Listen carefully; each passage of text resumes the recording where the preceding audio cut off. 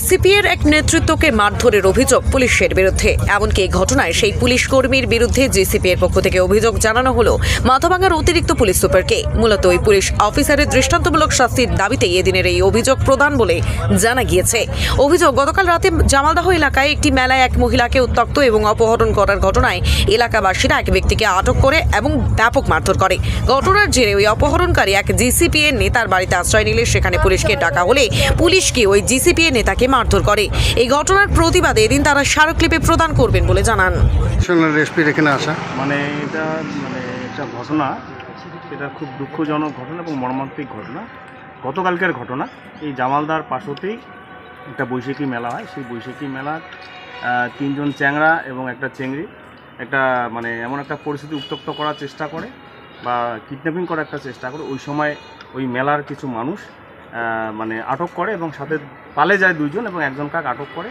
সেই আটক করা চ্যাংড়াটা সেই মেলা বাড়িতে একজন সিভিক এবং একজন ভিলেজ পুলিশ ছিল উপস্থিত, যেহেতু পুরো উত্তম মাধ্যম করিডোর ছিল।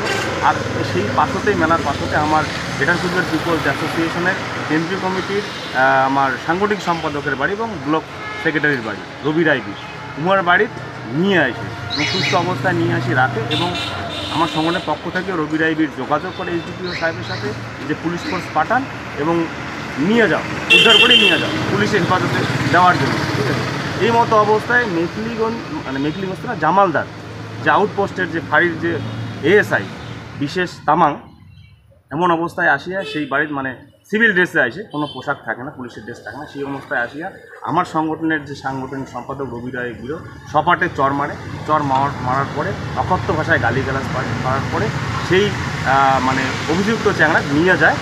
এবং এই যে আমরা যে মানবিকতার খাতে আমার সংগঠনের যে সাংগঠনিক সম্পাদক যে আশ্রয় দিলে, যে জায়গাটা দিলে, নাহলে এলাকার মানুষ হয়তো ডাঙে মারি ফেলে লেগায়, এটা মানবিকতার পরিচয় দিছে।